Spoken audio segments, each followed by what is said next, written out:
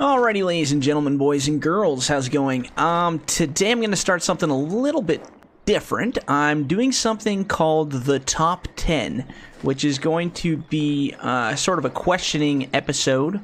I plan to do a bunch of these as long as questions keep coming and I'm able to answer them. So basically what this series is going to be all about is questions from people on YouTube, from Patreon, questions in general, you know, frequently asked kind of stuff. And basically, per episode, I'm going to do the top 10 questions I have for that particular time frame. So what I would encourage you to do is, if you have any questions, post them in the comments below, or feel free to write me an email at fdreviews@gmail.com, or if you're on Patreon, you can message me as well. I'm going to gather all these questions together and pick out the top 10 that seem, you know, reasonable. As long as they're a reasonable question, I'll do my best to answer it. So, yeah, I have the top 10 for this week, and then I'll try to do these as periodically as possible, as long as there's questions. I mean, eventually I probably will answer them all that I have, so I don't know how long the series is going to go, but I figured it'd be fun to try it out. So, yeah, let's kick things off and see how we do here. So, I got a list of the questions. I'll keep popping in and out here. So, today we have question number 1 is from Kevin on Patreon, and he's asking, what got you into modding? So, you know, I had to think about this one for a while, because I couldn't actually remember. It's been so long since I started actually doing this. I think what originally got me into modding in general, what actually got me into Farming Simulator, was I played something called I think it was the Forest mod, which was all the way back in Farming Simulator 2013. I remember I had bought in Farming Simulator 2013 on Steam. Actually, no, I downloaded it illegally. I mean, no, I didn't. I got it from a friend, sure. Anyway, I got a copy of that originally, and I found this forest mod, and I thought, oh, well, that's neat. Let's try that out.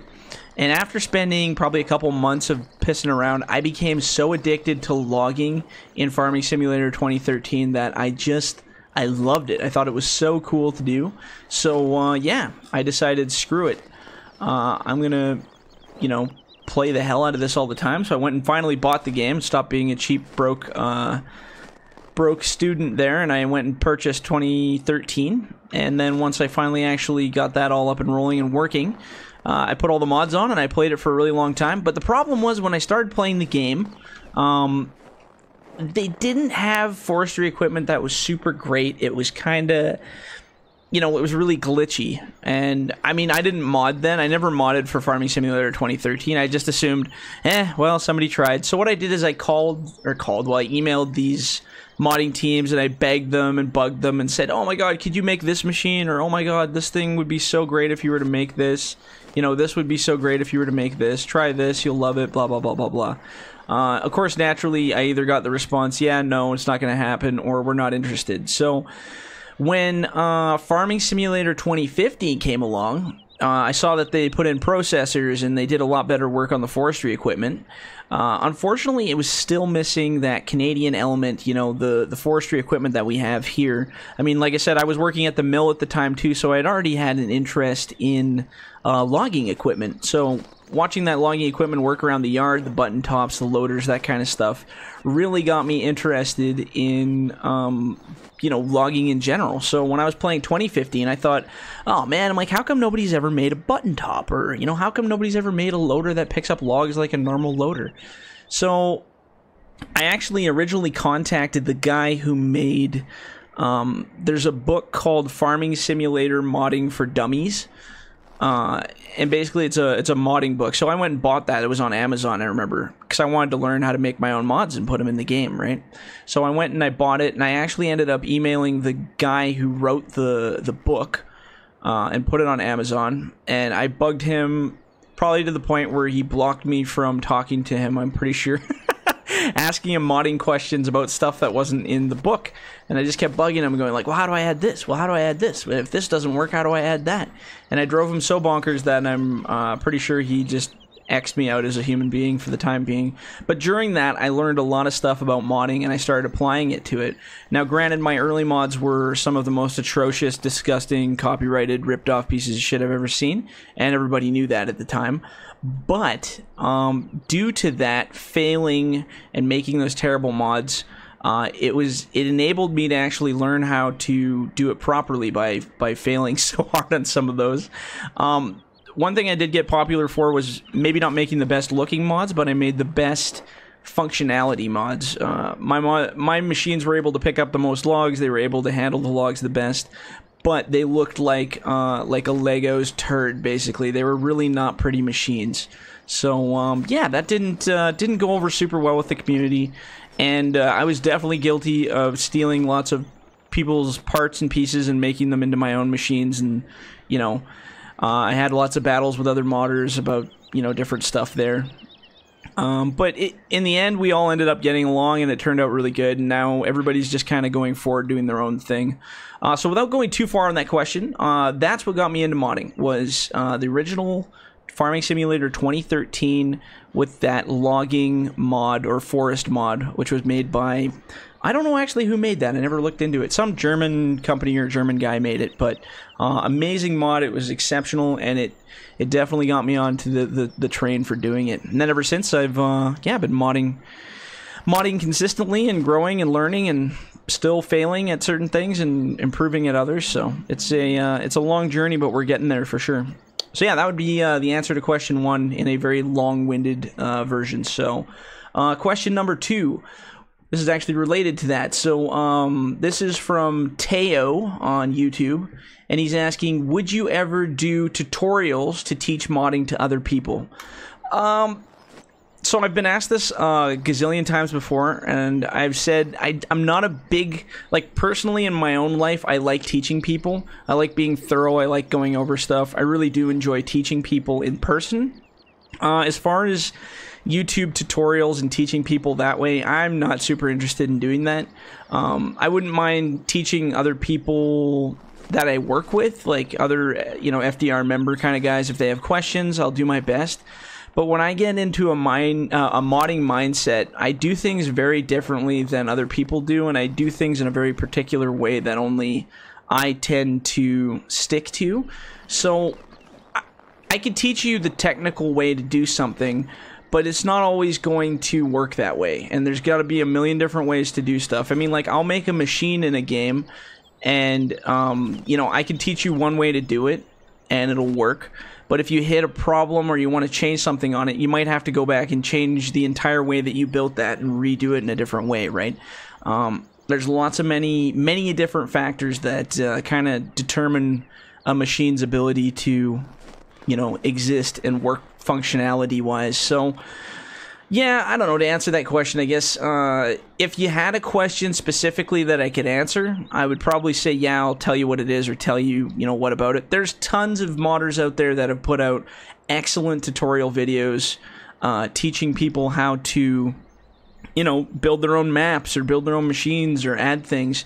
And it really is the experience that makes you a good modder, is going through the trials, failing on mods, succeeding on mods. Failing's the biggest way to learn. Trial and error is the only way I learned how to do logging equipment, was just failing over and over and over and over, because a lot of times there isn't a right way to do something. A lot of times you gotta cheat and play around and learn what the maximum amount of something you can do is and what the minimal amount of something is. So, for instance, you know, when I learned how grapples on loaders opened up, instead of you know, like, researching it and doing the math and taking a long time to try to figure out the exact amount, I would just go fire in a random number into the script and then go into the game and open it up and test it. So obviously, if the grapple opened 100% further than I wanted it to, I needed to lower that number, right? So that's what I did. I went in and out, in and out, in and out, in and out. And that's what you'll see if you ever watch my modding live streams, is you'll see me do a little thing on a machine, pack it, throw it in, test it in the game. And I do that for hours and hours and hours. If I had $1 for every time I've opened this game and closed it, I could probably retire by now and never have to worry about working again, because it's literally been hundreds of thousands of times probably at this point. Like, it's ridiculous. I don't even want to know how many times I've opened the game. But anyway, I'm going off on another side project tangent here talk. So to answer that question is, no, not particularly. I'm not planning on doing any YouTube tutorial videos because there's already a lot of great stuff out there covering it. If you have a specific question that I might be able to answer, I can try to answer the question as long as it's reasonable. If it's an answer you can't Google yourself and find out, and I know it's something weird that I know you can't get the answer to, then I will answer it. If it's something that I know you can just find and somebody's just being too lazy to look it up, they just want the answer, I'll probably just ignore the question. Not to be rude, but to teach you to be a better modder. Because not everything in modding is ever going to get handed to you. You have to go out there and you have to get it yourself, and you have to learn. And it's not easy by any means, but it's fun when you do learn. You just got to get past that threshold and encourage yourself to keep modding. You got to have some kind of a goal, man. You can't just, I'm just going to do this because you'll get bored and you'll quit. That's how it's going to go. You have to have a perpetuating want to make stuff.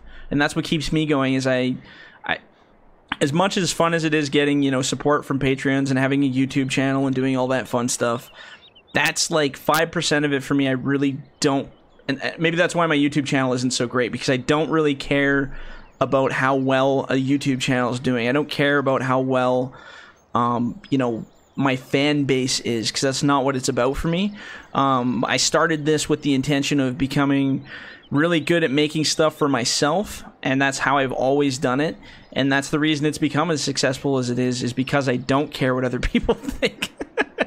So yeah, that's me giving you words of advice. If you're becoming a modder, that's my training session to you right there. So no, I'm not going to make tutorial videos, but I'll tell you, do it for yourself and don't give up. Just keep going. Make it so you're banging your head against a wall, and that's how you'll know you've officially become a real modder. So yeah, if you have any questions, shoot it to me, but for the time being, no tutorials coming up. Alright, I gotta keep moving on these questions, because if not, this video is gonna be 2 hours long of me going into tangents. So this is Billy from YouTube, and he says, how long does it take to make your average map? So an average map is kind of a vague term, but I would say this map, which is a winter map, I'd say anywhere from 16 to 23 hours is exactly what we worked it out to. And depends on the level of detail. I'm putting a lot more detail in the newer maps as they come out than I am in the older ones. So yeah, it's all determined on, you know, how much time I put in, what I want to do with it, whether I have to retexture trees or use old ones or use new ground textures, or, you know, there's all kinds of factors that go in. But I would say anywhere from 16 to 23 hours. That's looking back at my live stream footage and comparing the hour times, it's probably about that, which doesn't sound like a lot of time when you put it all in one perspective, but if you break that up over a few days, you realize it does take some effort to put a map together. And, you know, you're comparing photographs to your maps as well to see if there's a particular look. One thing I really like to do is I go on Google and I'll type in the images tab, I'll go type in something like forest, or, you know, Pacific area, or blah, blah, blah, you know, something that relates to a forest. And I'll find particular cutouts of areas that are, you know, attractive to me. I look at them and I think, wow, now that's a forest I'd want to go cut all the trees down in. That is beautiful. I just want to walk through it and then I want to cut it all down. That's what I usually do. And then what I'll do is I'll take a snippet of that picture and I'll keep it beside me while I'm modding, so I can always kind of relate back to that picture. I mean, granted, you can't really make anything super photorealistic to a real picture, but I can try my best to make it as realistic as possible. So what I'll do is I'll take a snippet of a picture, and then, you know, I'll go around the area and I'll look at parts and sections, and I'll say, oh, that looks really good, I'll keep that, and oh, that looks really good, I'll keep that. And yeah, that all adds up to time, you know, time on a map as well, while you're trying to compare and do all that stuff as well. But yeah, to answer that question, 16 to 24 hours to be entirely exact. So yeah, next one. Who is this? Oh, this was me grabbing two that looked identical. So this is from Logger69 at on where the hell is this? On YouTube. How long does it take to make a machine? So similar to a map question, machines are entirely a totally different bag, and it really depends on a lot of factors to determine what I'm doing. On a map, it's very straightforward. I know exactly what I'm doing because I have a plan ahead of myself. Machines, I have a plan, and then I start the plan, and it always goes to shit, and I have to really change it around to make things work the way I want. So a machine, while a map will take anywhere from 16 to 24 hours, a machine will take anywhere from 24 to 96 hours. You know, like I could work on it for a whole week and not have it where I want. So it's really hard to put a number on a machine. Depends what it is and how easy. If I'm just converting a machine type to another machine type or changing the head, I mean, that could be anywhere from just a 4-hour job to an entire conversion of a machine to another, which can be, you know, a 13 to 16-hour job. So it's all time, and it does take a lot of work to get stuff in place, and I think a lot of people don't see that side of the modding. So that's why I always feel bad for modders when I know for a fact somebody's put in, you know, 80 hours into a mod, and then people complain about something on it that's so simple, and they don't realize what goes into the time and the effort and, you know, the focus it takes to put a lot of this stuff together. And yeah, you know what? You get lazy along the way as a modder. Everybody does. I've talked to dozens of modders that just, you know, they start a project with the best intentions and you just get tired. You know, you're on your 80th hour working on a machine and it's not working out or you can't get it right. You know, a lot of modders just say, screw it. I'm just going to release it like that. I'm not doing anything else. I've been guilty of that all the time. I'll start doing, like, you know, fine details on an interior or doing fine details on something, and I'm like, you know what? Who the hell is even going to notice, right? And then I just jump to my own procrastination and go, I'm just going to release it. But I realize now, coming back, that those fine details really do matter, and they put a little bit of a pinch on there for some people. So I really wish people wouldn't appreciate.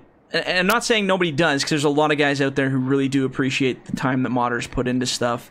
But there's definitely another side of people that complain and don't take for granted. They take for granted the time that modders put into stuff, and that's very unfortunate, because I think it ruins the modding community to watch people just, you know, critique other people's work unfairly, I guess would be the way to say it. So, but yeah, I don't know. Anyway, it's kind of a vague, long answer for both those questions, but yeah, it's all based on factors on both maps and machines, and it takes a lot of time to put it all together. So, yeah, those are the rough numbers anyway, in case, hopefully that answers your question.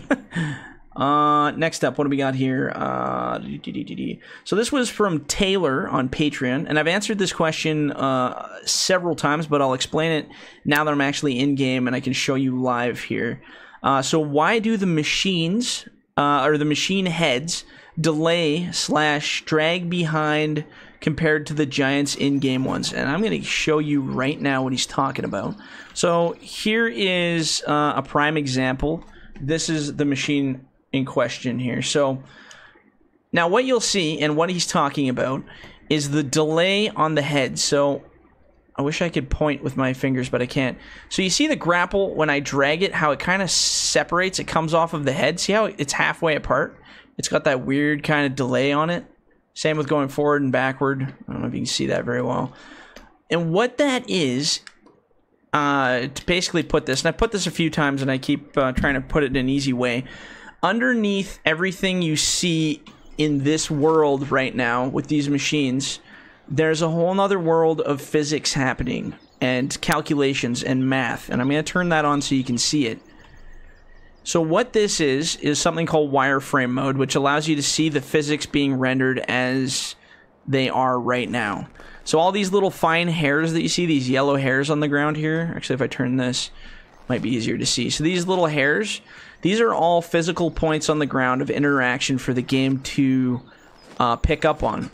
So if I grabbed a piece of wood, which I don't have a piece of wood to grab right now, and dropped it on the ground, these little physics hairs pick up that piece of wood's physics and interact with it in a way to treat it realistically. So to put it without getting too confusing, if I drop a piece of wood on the ground, these little hairs, that ground, will treat it as if it's real not real, but, you know, realistic. And then it'll bounce or it'll float or it'll slide depending on the ground physics and the little hairs, if that makes sense. So now on this machine, I have perm wireframe mode back on here. Now we're looking at the grapple. You see these orange pieces in here? These are actual physical collision walls, they're called. So these are the physical pieces that touch the log itself. So I'm going to hop in the machine here so you can see what I'm talking about. So hopefully you can see that well. See how they're lit up red right now? And if I leave it alone, they go gray, or like a darker color. So red means they're alive. Gray means the physics are dead. So when the physics are dead, they're not calculating anything. When the physics are live, they're interacting with the environment. You know, they're doing stuff. They actually have a purpose. So right now, the physics are active when they're red. And the same thing when you go up to a tree or a pile, they all become active. They all become, you know, alive, basically. So on Giants machines, what's going on is you're seeing a physical copy of the machine right now, like you're seeing with mine. But Giants machines actually separated the physics, which is the stuff going underneath, from the actual head. Now, the problem with that is there's an actual delay in the physics. So as I rotate this head, so looking at that big boom piece right there, or the stick that comes down, you see when I move that, it moves realistically in real time, just like I'm moving it, because it's not actually a piece of physics, it's an actual solid object. All right? So when I turn on the wireframe mode and I turn on the physics, watch that head. You see the physics actually lag behind a little bit?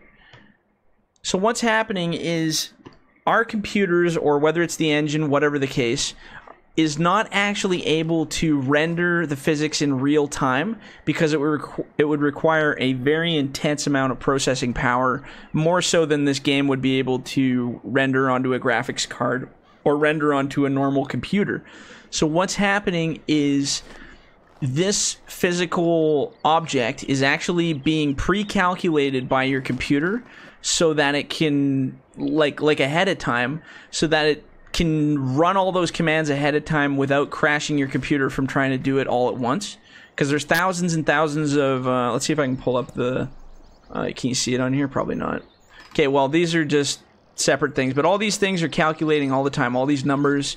You can't see them because it's on my other monitor, but there's all these physics calculations happening all the time, thousands and thousands and thousands of them per second. So when you turn this head on, if it can't pre-calculate those physics, the game then would crash because it wouldn't be able to handle all the pressure of putting that on there. So in turn, what I believe Giants has done is they've made it so those physics pre-calculate so that your game can actually run smoothly. But to sacrifice it running smoothly, those physics cause a delay, so they're not actually in real time. So on Giants machines in the game, they actually have a separate piece, like the stick is, from the physics. Now the problem with that I've found in other games, now it might be improved now, but it's always been a problem from what we've seen, is that when you're picking up logs, when you're doing anything, there's a bit of a disconnect from what you're seeing and what you're actually picking up. So for instance, on this grapple, as I look up at the sky, what you're actually picking up with is those orange pieces, and then that wireframey black is what you're actually seeing, right? So underneath everything that you're picking up, the log physics aren't even actually really interacting with the real black that you're seeing. They're interacting with the physics that are underneath. So what I did to cheat the system is I actually applied these physical, visual objects to the collision walls themselves.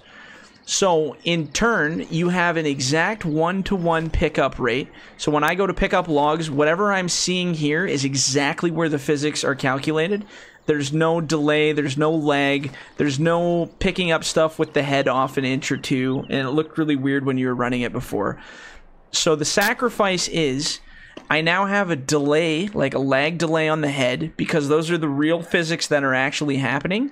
That's the sacrifice. So that's why the heads lag behind a little bit on the machines. And it's not, I know it doesn't look realistic, but it's not drastically game breaking. And you know what, if you're still doing loads and stuff, it's not like super noticeable until you get to multiplayer, in which when you get to multiplayer, the physics are pre-calculated even drastically further ahead to compensate for server lag. So then when you're in multiplayer, you'll watch these heads and they'll be like, you know, an extra 2 feet off the head, and it'll look kind of weird. And I apologize for that, but yeah, I'm more interested in having the head 1-to-1 than I am having it get glitchy, because when you're doing short logs, or you're picking up logs and the head's off by a bit, it is so frustrating trying to do grabs.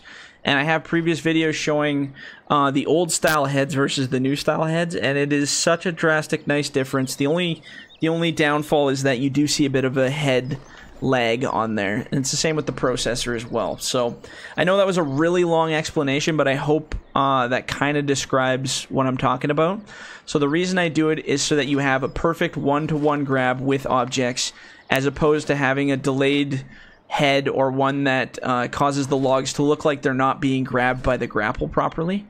So yeah, hopefully that answers that. If not, I don't know, you do your own research and learn better. But that's my description about it. Okay, so next question.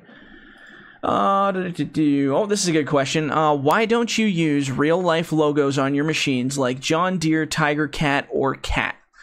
So I've answered this one before, probably in previous videos, but here's the official statement on this video. I do not put any logos on my machines that are related to real-life companies, because I do not have the legal licensing fees, or licensing, like license, I guess, and tags to be able to use copyrighted material. If it's a Giants product, so if, for instance, this machine was a LeBaer, Giants is technically licensed under LeBaer to use their logo on their equipment, so I'm sure you could be able to shimmy that under the Giants licensing while providing mods to people. But machines like Hitachi, which this one was, or Cat, like that Skidder once was, Cat again for that, John Deere, that kind of stuff, Tiger Cat, those are not in-game. They're not licensed for this game. And John Deere actually has its own video game, so they're actually licensed under another name entirely. So I actually went above and beyond what most modders do, and I contacted Medill, Tiger Cat, and Cat, and the only two that responded were Tiger Cat and Medill.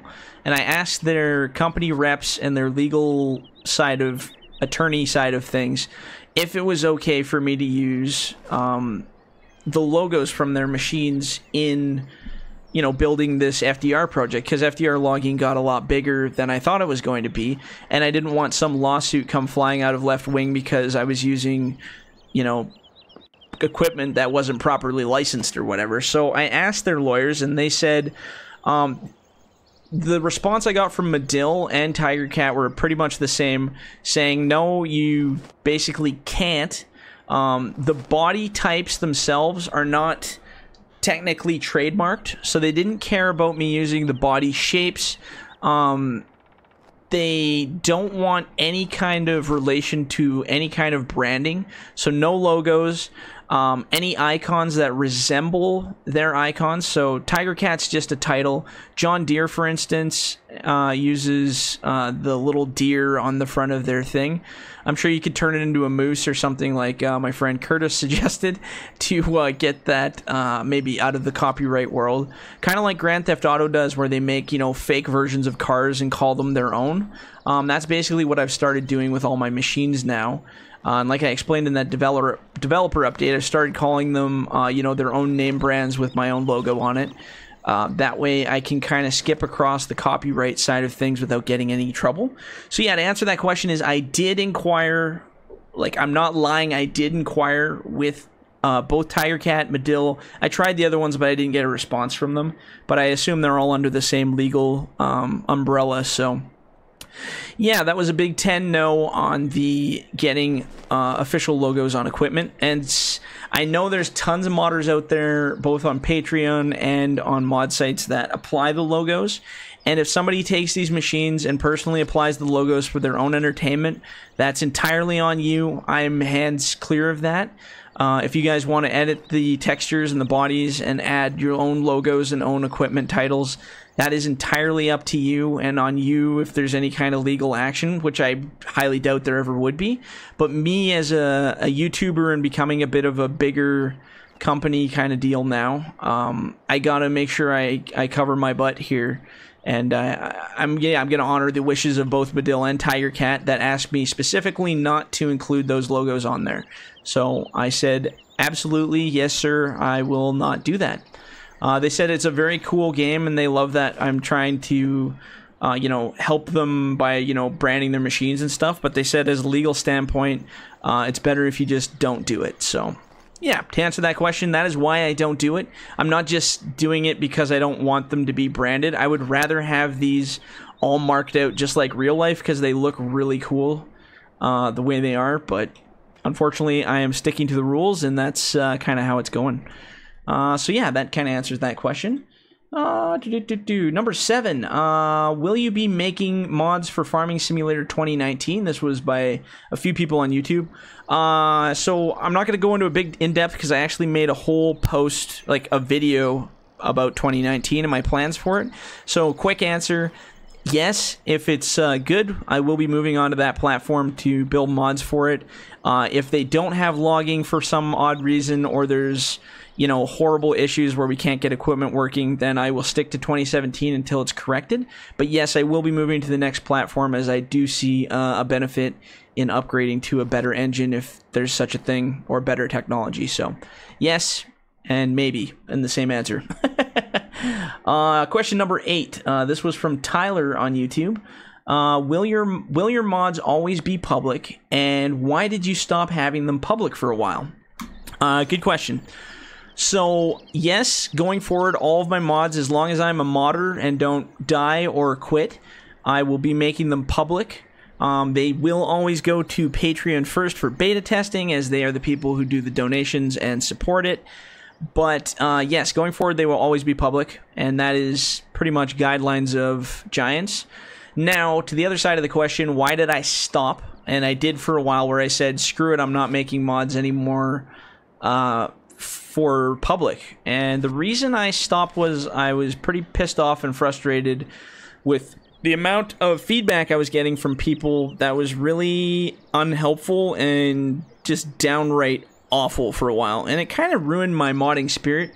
I'm kind of a I don't give a shit attitude with most of the stuff for modding. But so what happened was I started getting Patreons. And Patreons were the supporters. They were providing donations to, get more models. They were providing feedback. All the Patreons have been absolutely fantastic since the beginning. I call them the true believers of FDR. As creepy as that sounds. They're the ones who actually supported it and wanted it to go somewhere. So what happened was these guys started donating money to me. And, I was using it to buy new models and, update the site and keep everything rolling. And what would happen is I would go through all this trouble and I'd release these mods, and the Patreons would love it. And I would release it on Facebook when I had Facebook, or the logging site, whatever.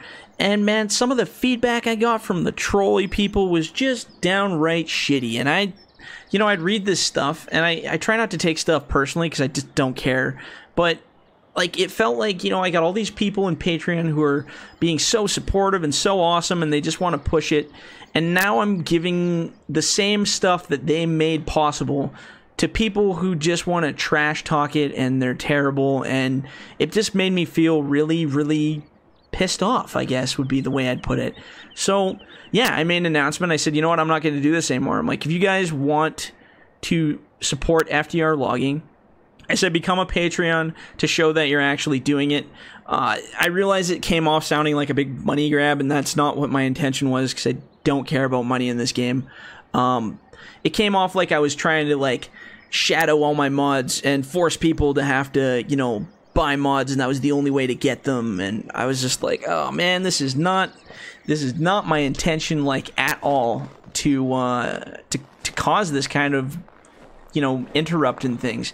My true intention of the whole thing was to just basically say, hey, I recognize the people who actually care, and those are the people I want to support me, and those are the people I want to give it to. I don't want to give it to the people, that haven't been doing the work. It's like giving, it's like paying a guy who does nothing at a job all day while all these other people are working really hard and trying to make a difference, right? You see that one asshole at work all the time that's like sitting there and he doesn't do anything, and you and your coworkers are all a team and you're working hard to get something done, and then this guy just gets the same pay and the same benefits and the same everything that everybody else does. And to me, that just didn't seem fair at the time, and I got a little angry about it. So I said, yeah, screw you all. I'm going to go straight to Patreon, and those are the people who care, and those are the people I'm going to build mods for.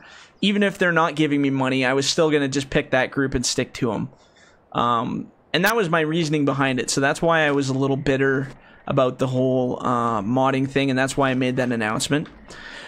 Since then, after the public outcry, I was really happy to see all of the shitty people that I recognized from their really bad comments complain the most that they weren't getting the free mods now.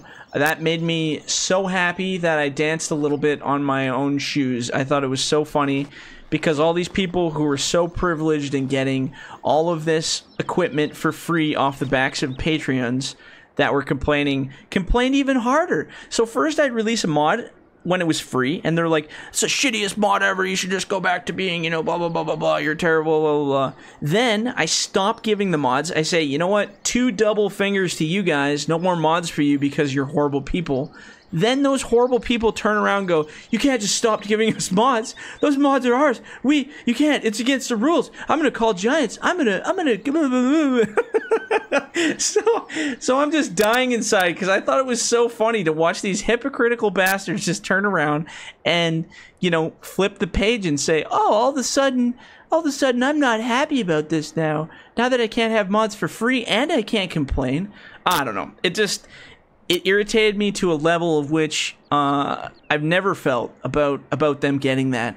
But, like I said, after that, I also spoke to a lot of people who were, they were honestly great supporters, and a lot of people were. So it wasn't fair to the people that I cut out that were good people and just didn't have the money to pay for the mods. And it wasn't even about money. Like, that's the part that bugged me. Was everybody's like, oh, you're just a money grabber, and of course that's what it looks like. I mean, I expected that when I bailed on it. I'm like, you know what? Everyone's gonna think I'm this big money grabbing tyrant, and I'm like, I don't even care. I was that mad. I'm like, whatever. I don't care what people think. But I told a lot of people that were good supporters and didn't have money. I said, you know what? It's like, if you still want mods, I'm like, you know what? Just drop me an email. I'll send you the link to the Patreon mods, I'll let you in on it, because I know they were good people and I know that they weren't trying to hurt anybody or cause a scene, right?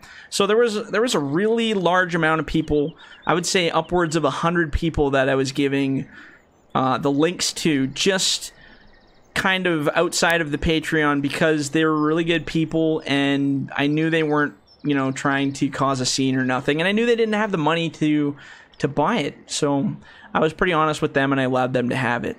And then after a while I realized, I don't give a crap anymore. If everybody wants the mods, they can have them. If not, whatever. And the trolls are always going to be trolls, and haters are always going to hate, as I'm sure you've heard the term a million times. Everybody's always going to find a reason that they don't like something. There's always going to be somebody who's not happy. You can't please half the people all the time. That's usually how it goes, right? So I have a really good community right now through Patreon and through YouTube. Great followers, great supporters, big fans. Everybody's been so fantastic to this point. And I've seen a lot of those haters disappear. They've died now. They've gone away. And when I dropped public mods, they had their little outcry, and now I've never seen them again. They've vanished. I imagine most of them will start to resurface again eventually, but for the time being, those people are all gone now. Like, I don't even have to think about it. It's not a problem anymore. So, yeah. One less thing I got to worry about. So, that was a very long answer to that question. I realized that, but I had a lot I wanted to share on that subject. So, yes, they will be public going forward, and I don't apologize for what I did for stopping the public mods, because I think it made a lot of the problems that I had go away. So now I've kind of cut the fat off the group a little bit, and the people who really matter are still here, and those are the people I'm doing this for, and myself. So yeah, I got nothing bad to say about any of that. I think it was a very good decision on my part, and I think it made a lot of stuff come into focus for the group to make it a little more refined. So yeah, hopefully that answered your question, if not more than what you wanted to know about that question. Okay, question number 9. We're almost there. Okay, this is from KaiBosch1331 on YouTube. And he says, have you talked to Giants about accepting money or mods and donations? So no, I have not. I've talked to another couple of Patreons, I think 5, maybe 6 Patreons on Patreon that do Farming Simulator mods.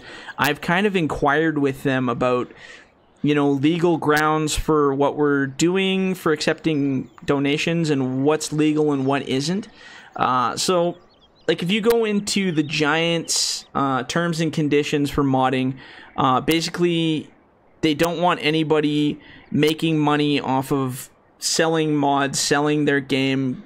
It's basically like a copyright act that covers you. It'd be like saying, you know, I draw a painting, you take my painting, and then, you know, you write your name on it, scribble mine off, you add a leaf, and then try to sell that as your own painting. That's basically what they don't want you doing. It's basic copyright. So what I'm doing is not, and what I'm doing and what other modders are doing is not necessarily taking their work and selling it, because we're not really well, at least I'm not profiting personally off of the money. Everything that I have gained from donations has gone back into, you know, making more mods. And in my opinion, and other modded, like, this is our stance on things. Like, I've talked to 4 different guys, and our opinion is, as long as that money and that effort that you're putting into it is perpetuating the original game to sell more copies of their game, I can't see why Giants would be upset with that. I totally agree. I don't think there's a problem behind it. I think if, for instance, I were starting to take their assets away, like if I stole their scripts from the Giants engine, or I stole the Giants engine and I built my own, you know, FDR Logging the game, and I used their stuff and their, you know, their equipment, their scripts, their blah, blah, blah, and then started selling copies on Steam and making big bucks, that would be grounds for a big-ass lawsuit, for sure. You'd be up to your butt in that. But in this case, and I make this clear to Patreons, and so do the other patron, you know, guys that are hosting their material to their Patreons, I try to make it very clear, you're donating in general. It's a donation to cause, so to speak, to try to get, you know, more models, to try to perpetuate things, to make it better. It's not like, oh, hey, pay me, you know, $5 a month personally so I can go, you know, buy a box of beer and smokes and party hard or something like that. Because, like, my plan is I want to release, this is kind of going against what my accountant wants me to do, because he says I'm supposed to keep the finances of a business private, but I've seen other big companies release, you know, expense reports and all that kind of stuff, and I'd really like to, I'm gonna talk to the accountant and see what works. He said there's some things I can do and some things that I can't, but you know how companies kind of release like a financial report for the year? Patreon, I'm starting to make enough money now, and I'm paying enough people to do work that I should be allowed to release that material. I just don't know if I'm allowed, because there's some weird stuff with other people's privacy and blah, blah, blah. But anyway, I want to be able to release kind of at least a rough financial report saying, this is what money was made, this is where money went, this is what, you know, like, kind of categorize it a little bit to show you guys how I'm not actually making money off of FDR Logging. Like, none of Patreon has come back to me. I haven't made a cent off of Patreon yet. That's all. I'm actually in the hole still from all the models that I purchased personally, and a modeler that I paid for a very long time who gypped me on a few models, and that's a whole nother story. But there was a guy that I hired, a modeler, and he didn't complete a bunch of models, and I put a whole bunch of money up front first in the amount of almost $900, I think it was now. And he never delivered on 3 of the models, which was, I don't know, probably about $600 worth of model fees, and then he kind of vanished. So I've lost a lot of money trying to make things go forward from my own personal money, but that's just me liking to do things and try to dig it out. So Yeah, I just don't want people thinking that there's some rich background. You know, I'm not in an airplane flying to a private island every weekend on Patreon. Sorry, guys. You don't pay me that much money, so I'm sorry. All the money we make is perpetuated forward to try to buy more models or like I've paid for a couple people. I've hired some guys to do, modeling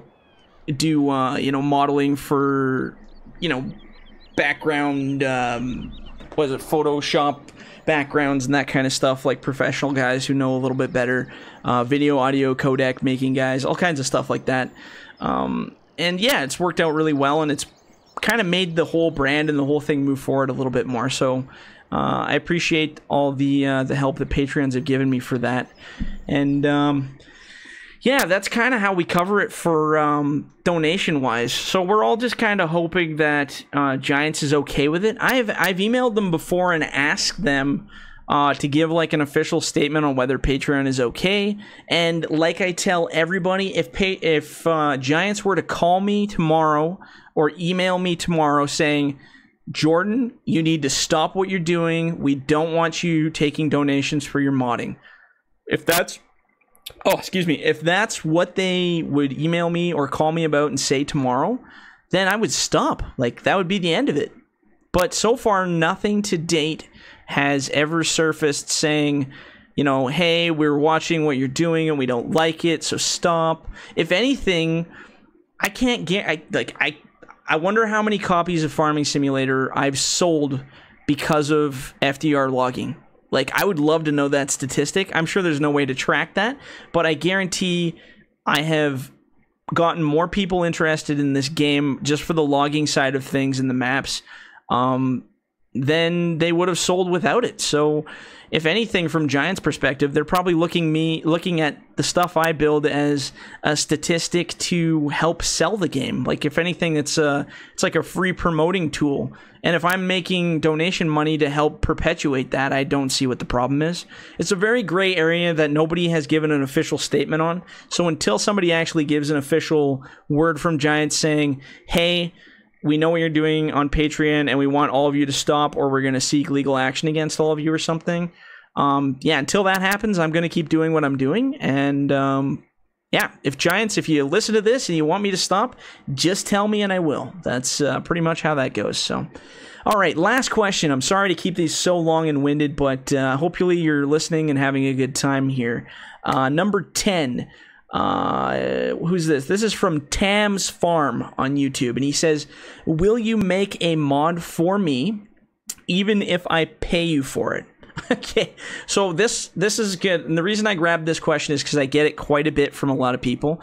I have lots of people throwing ideas at me for mods, which I'm totally happy with. I love hearing ideas. There's nothing wrong with throwing ideas at me. Even if I've heard the idea a million times, I still like when people want to share their interests, want to share their ideas. I really do enjoy that because I love creative people and I love creative ideas. So, in this case, I've had a lot of people throw ideas at me, and then I've had a lot of people say, hey, I'll pay you on the side to make this mod for me. And no, I have never done it, not once, and I probably never ever will make a mod for somebody even if they pay me for it. And the reason behind this is no, not because I'm a terrible person and not because I hate you, which I've gotten a couple responses asking if that was the case, and it's not.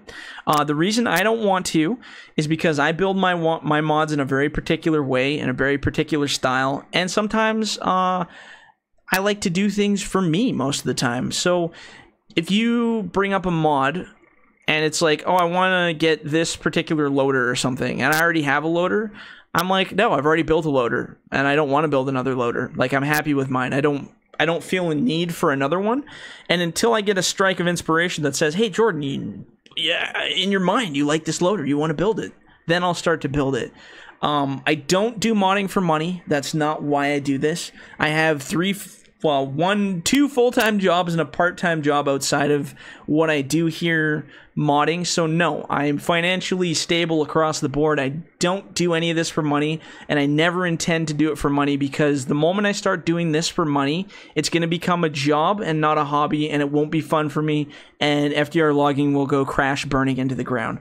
So as much as somebody wants a specific mod, I'm not going to build it for you. I'm not going to take money to build it for you. And 1 is because I don't want to. 2, I'll lose my inspiration. And 3, it's probably never going to be the way you exactly want it. And then you're going to be mad because you had a vision of how it was going to be, and I won't be able to make that for you exactly how it is. So then not only do you feel like I ripped you off because you paid me for a job that I wasn't able to fulfill, but now I feel obligated and shitty that I failed you in that project, and I don't want to be that guy. So, yeah, I'm never going to be a modder for hire. I'm sure there's guys out there that can do that, but that's not me. It's not my occupation. I do this for fun, and I do it for me, and I do it for the good versions of all you people who actually are interested in all this. So, yeah, okay, so we did it. We got to number 10. That was a very long video, and I had a lot of opinions to share with you, but I thought it was really fun. And like I said, what I would encourage all of you guys to do is in the comments below, feel free to ask questions. If it's something I've already answered or something really, you know, not super specific that I can give a decent answer to, I'll probably ignore it. But what I'm going to do is I'll go through these videos. I'm going to go through Patreon. I go through anywhere I've received questions and I scan them. And I'm going to make lists of questions. And I'm going to do 10 per episode. I don't have a plan of how many episodes or what the time frame is. I'll just release them when I get the time and when the questions kind of accumulate. So if you have any questions, put them below in the video below. If you don't have a question you want to ask publicly, if you don't want your name on it, that kind of stuff, shoot me a message at fdreviews@gmail.com. Also, feel free to email me on, or message me on Patreon if you have a question as well, and I can include it in one of the videos.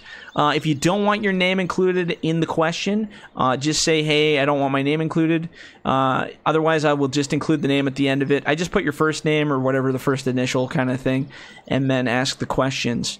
And hopefully I give detailed enough answers, and if not, well, you'll just have to become a modder and build your own community and answer them yourself. Anyway, that concludes it for our very first episode of the Top 10. So we will see you guys on the next one, and hopefully we'll have a whole bunch more interesting questions. And yeah, should be good. So we'll catch you guys on the next one. See you later.